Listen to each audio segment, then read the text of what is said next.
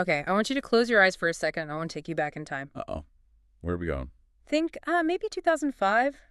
You've just convinced your boss to buy this massive new software package for the company. Okay, yeah, I can picture this. And it arrives on your desk, and I mean, it's a literal box, a heavy box. The box, I remember the Yeah. box. You open it up, there's a manual the size of a phone book, and like 4 CDs in those awful jewel cases. Fragile, yes. You put in disc 1, you wait an hour, you put in disc 2, and you pray. You But- just pray to the tech gods it doesn't crash. Oh, I feel that dread in my bones. And if it did crash, you weren't Googling a fix. No way. You were calling the IT department. And back then, the IT guy wasn't some helpful chatbot. He was a guy named Bob. A guy named Bob who had to physically walk to your desk. Yes. Yeah. And sigh really loudly and then kick everyone off the network for the rest of the day. Exactly. You owned that software. It was physically yours. But honestly, it felt more like a burden than an asset. It was a burden. But today, that whole experience, the box, the CDs, Bob, it's basically extinct. Now we just log in. Resubscribe. Right. We're talking about SaaS, software as a service. And I know SaaS gets thrown around as a buzzword, but looking at the research we've pulled for this deep dive, this isn't just about convenience. No. It's a complete rewriting of the rules of ownership. That really is the headline here. We've moved from an economy of, buying and maintaining to an economy of subscribing to capabilities. That's a great way to put it. It sounds subtle, but it has fundamentally changed how businesses start, how they scale, and frankly, it's changed the actual architecture of the internet. So our mission today is to pull back the curtain on this. We're going to look at the mechanics, like what is physically happening when I use a web app versus an old school program. Mm-hmm. And we're going to break down this whole agency ecosystem that's sprung up to sell this stuff, because apparently building the software is now the easy part. And we'll see why this model is the reason a two-person startup can now go toe-to-toe with a Fortune 500 company. Okay, let's start with the definition. The source material uses a music analogy that I think is just perfect for this. It's the cleanest comparison. Think about how you consumed music in, say, the 90s. Right. You went to a store, you paid $20, you bought a CD, you owned that physical plastic disc. And if you scratched it, the music was gone. The music was gone. If you wanted the new album, you had to get back in your car. That is on-premise software. It lives with you and it dies with you. And SaaS is Spotify. Precisely. You don't own Bohemian Rhapsody. You don't have the file on your phone. You pay a monthly fee for access to a library that lives on a server somewhere else. You're streaming the utility of the music. Exactly. And SaaS is just streaming the utility of a tool, whether that's a spreadsheet, a CRM, or a design platform. But here's where the research gets really interesting for me. It's not just about how we get the software, it's about the infrastructure behind it. Right. There's an electricity analogy in the notes that explains why businesses, the people paying the bills, actually prefer this model. This is the core economic argument. Imagine if every time you wanted to turn on a lamp, you had to build a mini power plant in your backyard. That sounds exhausting. It was. You'd need a generator, fuel, a specialized mechanic to keep it running. That was the old way of hosting software. You had to buy the servers. You had to buy the servers, rent the air-conditioned room, hire the staff to watch the blinking lights. It was a huge capital expense before you even sent your first email. So SaaS acts like the power grid. Exactly. The SaaS provider, Salesforce, Slack, Zoom, whoever they are, the power plant, they handle the complex engineering. You just plug into the wall. And you just pay for what you use. You pay for what you use, and you don't care how the electricity is generated. You just know the light turns on.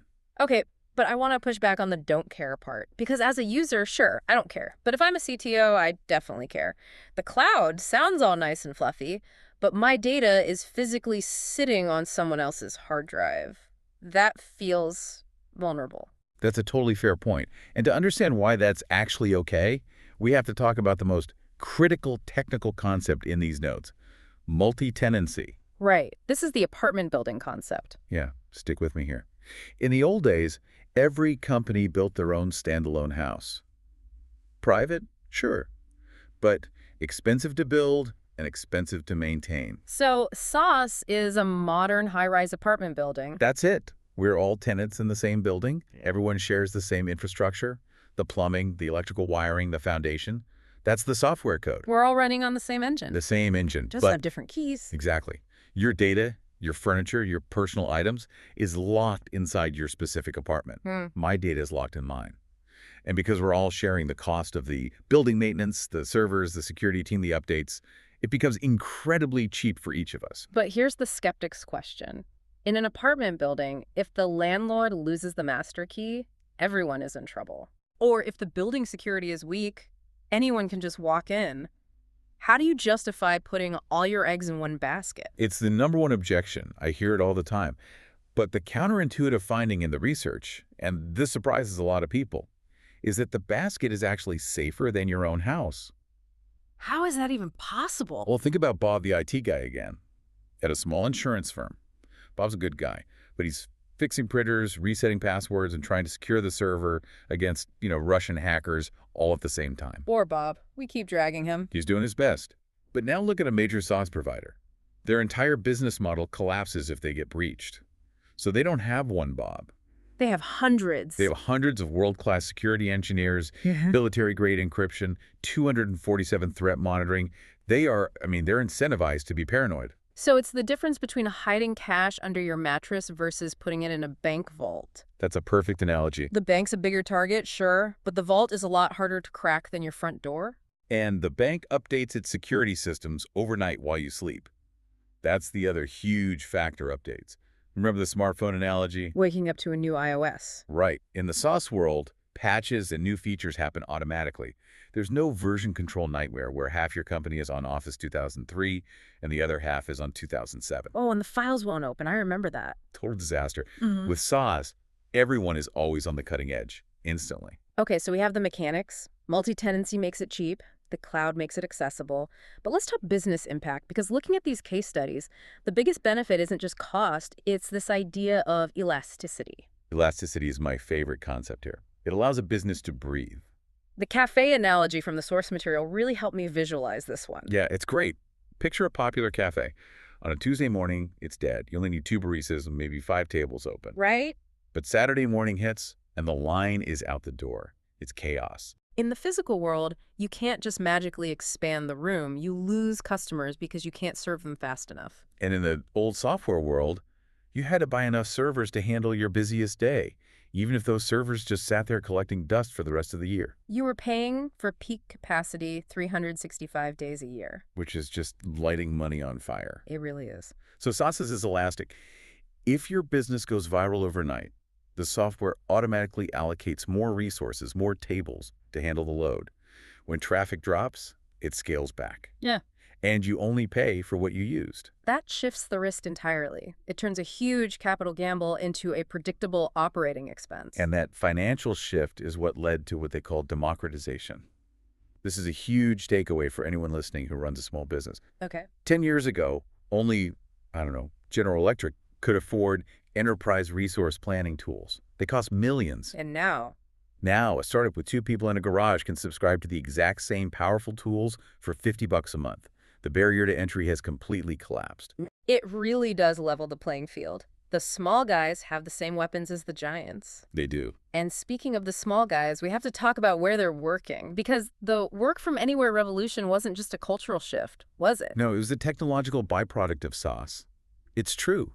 If the software lives on a physical hard drive in the office, you have to be in the office. You're tethered. Right. But if the software is just a URL, the office is, well, it's wherever you are. A coffee shop, a kitchen table, a beach in Bali. It's deeper than just location, though. The sources highlight the death of finalv3.doc. Oh, the email attachment ping pong. Yeah. I do not miss that. Who has the latest version? I think Sarah has it. No, Sarah's on vacation. It was a total nightmare. It was. SaaS gave us the single source of truth. We can both be in a Google Doc or a Figma file at the same time, seeing each other's cursors, making edits that save instantly. That real-time sync is the heartbeat of modern productivity. Yeah. We just take it for granted now. We absolutely do, but it was revolutionary. Okay, so we've established that SaaS is this miracle of efficiency. It's flexible, it's scalable, it's secure. But here's where the plot thickens. Because it's so easy to build and launch a SaaS product now, the market is just flooded. The barrier to entry is gone, which means the noise level is deafening. There are thousands of tools all screaming for your attention. Right. And this is the part of the research I found most fascinating. We have this breakdown of an entire ecosystem of agencies that do nothing but help SaaS companies survive that noise. And they aren't just marketing agencies. They are hyper-specialized growth engines. Yeah. It really shows how mature the industry has become. You can't just hire a generalist anymore. You need surgeons. So let's break these down Yeah. because how they categorize themselves tells us a lot about the specific problems SaaS companies face. First up, you have the strategy gap. Right. You're a founder, you've written great code, but you have no idea how to run a marketing department. That's where a firm like Kalungi comes in. They position themselves as a fractional CMO. Fractional CMO, I love that term. It's brilliant, isn't it? You don't have the budget for a $200,000 executive, so you rent the leadership. They come in, build the strategy, map the customer journey, and get you moving. It's literally SaaS for personnel. That's a great way of thinking about it. Or you have Bayleaf Digital. They act more like an embedded team. They handle the execution, the content, SEO, the day-to-day grind, so the engineers can just focus on the product. So that's leadership and execution. But then there's the data side. The research mentions that CFOs in SaaS are obsessed with very specific metrics. They are. And that's why an agency like Directive exists. They don't pitch brand awareness or likes. They pitch financial efficiency. They're talking about customer acquisition costs. Exactly. CAC, LTV, lifetime value. They speak the language of the boardroom, not the creative room. Don't tell me about the art, tell me about the pipeline. Precisely. And then on the flip side of that hard data approach, you have Roketo. They specialize in inbound marketing. So that's more of a slow burn. It's the slow burn.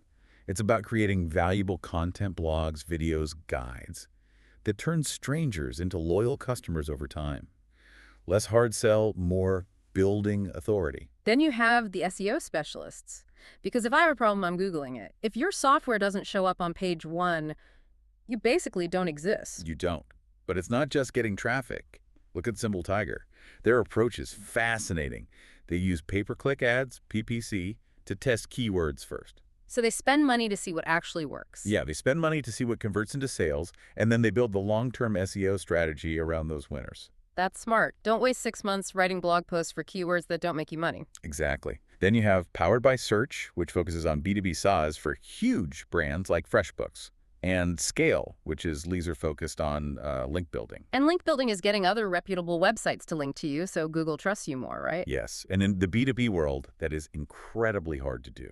Scale specializes in that one specific problem. There's another category here that solves the boring product problem. Let's be real, B2B software can be pretty dry. They can be. How do you make people care about accounting software? Video. Hey, digital's a standout here. They focus exclusively on video ads for LinkedIn and Facebook. They know how to take a complex product and boil it down to a 30-second clip that actually stops the scroll. And Jaffet Digitals does this with Social Proof. They focus on video reviews. Because I might not trust your ad.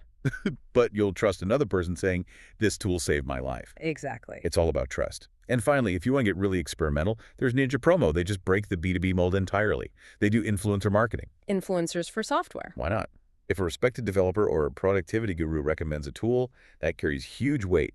Ninja Promo rejects the one-size-fits-all playbook. So we have this massive machine. You build the apartment building, the product, you plug it into the cloud grid, and then you hire these specialized growth engines to find tenants. That is the modern software economy in a nutshell. But the research suggests we aren't done evolving. There's a section here on the future that points toward AI and VR. Yeah, this is the next phase. Right now, SaaS tools are largely passive. You click a button, it does a thing. The future is predictive. What does that mean? AI will be woven into the interface. The software will know you need to schedule a meeting or generate a report before you even open the menu. So less software as a service and more software as a colleague. In a way, yeah. And with VR, the interface itself might just disappear for certain tasks. But the core principle remains. Heavy processing in the cloud, lightweight access for the user. Seamless integration. I like it. It's all about removing friction. We've covered a huge amount of ground today. From the nightmare of CD installation to the elastic scalable cloud. We've seen how this shift has democratized business tools and spawned this whole new industry of specialized marketing. It's been a total paradigm shift. But I want to leave everyone with one final, slightly provocative thought. We kept going back to that electricity analogy. SaaS is the utility. It's invisible. It's essential. We just rely on it. It works because we trust the grid. Exactly. But in the old days, if I bought the CD, I had it forever. Even if the company went bankrupt, I could still listen to the music. I could still install the software. It was mine. True. You had control. In a SaaS world, if the power plant shuts down, The lights go out instantly. yeah, we are trading ownership for access, and access can be revoked. If you stop paying your subscription, or if the provider changes their terms, or if the internet goes down, you have nothing. You're right. It fundamentally reshapes the power dynamic between the user and the creator. We aren't owners anymore. We are all just tenants. We're all just tenants. And that is something to chew on while you check your bank statement for all those monthly subscriptions. Thanks for diving in with us. Always a pleasure. Stay curious, and we'll catch you on the next deep dive.